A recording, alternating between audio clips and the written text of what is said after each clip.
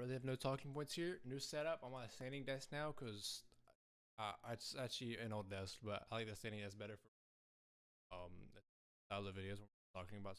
This is officially my first video on here, actually breaking down not really breaking down a game, but talking about a Chelsea game. We just finished our friendly over Spurs where we lost 2-1.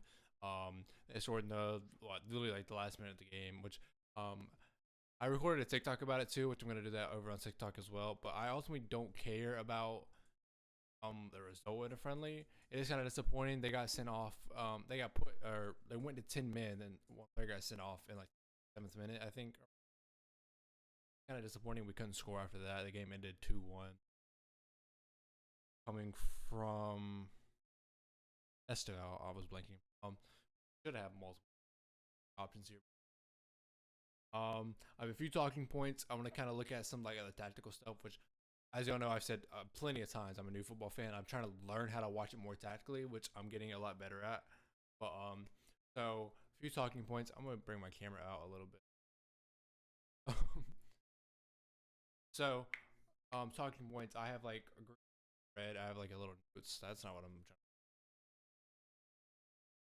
trying. Just tactic wise, I think some things we learned is that I think the three in the back thing is dead. I don't think Jobby's going to be running that because I feel like, again, if he was, we would have seen that somewhere so far. We've had 3 friendlies or 2 friendlies and we had a few behind doors. And I'm pretty sure every game it ran a 4-2-3-1. So I think the three in the back thing just isn't happening. We have not seen it whatsoever. But that doesn't mean, again, football, what you line up in right here, like we line up in a 4-2-3-1, we don't build up in a 4-2-3-1. So the tactic is, it always changes. So we're still going to see some of the same key identities that Xavi brought from Leverkusen and Madrid. And something we do see is that quick counter press.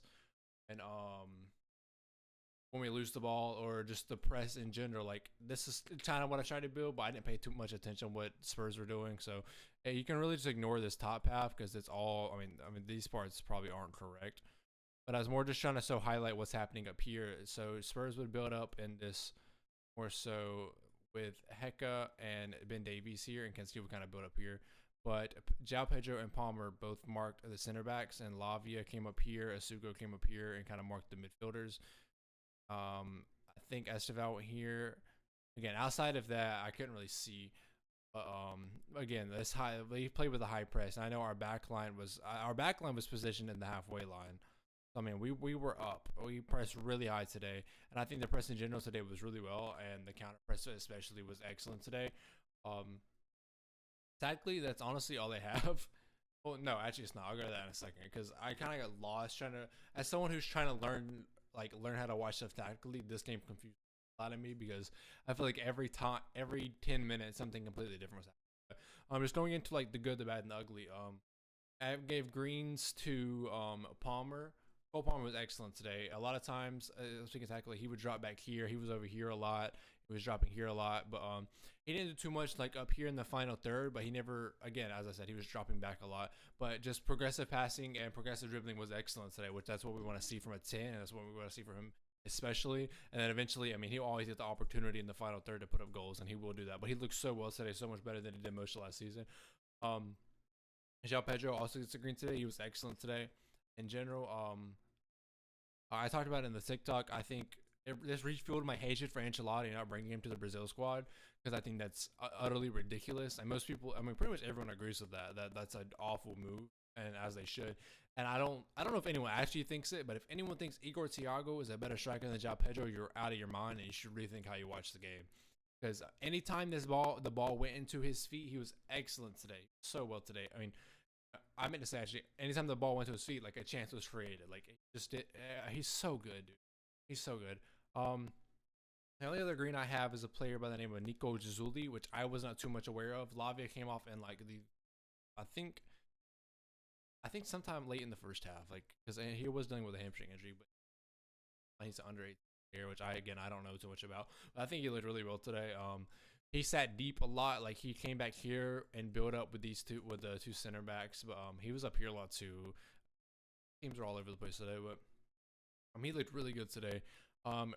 Yellow wise, I have Palestra only because on the attacking side, I think he was so good today. He's so fun to watch. Just make that clear. Sorry, I had a cough. Really don't know where it was. Oh, Palestra. He was really exciting to watch offensively. The only reason it's a yellow because I think offensively it's a green, defensively it was a red. Matisse Tell, can I get the other screen? Just up here. I mean, Matisse Tell was having his way with him all day. I mean, he got by him every chance he had. He was getting right by him. But if you're Tell was getting by a lot of people. He looked excellent today. But his one-on-one defending was kind of shaky to me. That's the only reason he gets yellow and not a green because I think on the attacking side of things he looks so fun. And the other yellow I had is Gittins because I think in the first half he just kept losing the ball out of like careless mistakes. So in the second half, and I mean it was the qualities in the first half too, but the second half where I feel like he really did better with just getting by his man and not losing the ball and keeping the ball on him. So I gave him a yellow. Like, but let's just closer to a green than a yellow. Gittins is closer to a red than a yellow. They both have a yellow for me.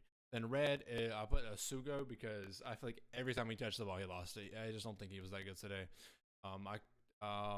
Outside of that, I mean, that's about it. The defense was all fine because, like, the first goal, we had a mass substitution, like, the 80th minute where, I mean, everyone just went off, and we kind of just threw out the lineup we had in the first preseason game. But we scored or conceded one with this starting lineup, and it was really a deflection off of either Cole or Fofana. I really don't even remember.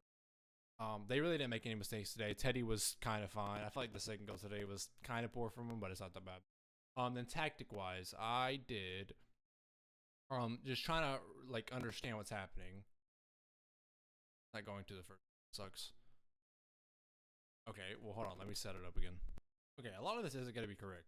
As I'm gonna preface again, I don't understand fully what I'm watching yet, but I'm getting there. So we always build up in this back three. Not always. We'll get there. This is like the main one I saw at the beginning of the game. Is Hato, Kobo, Fofana building up at a back three with a double pivot, Olavi and Asugo.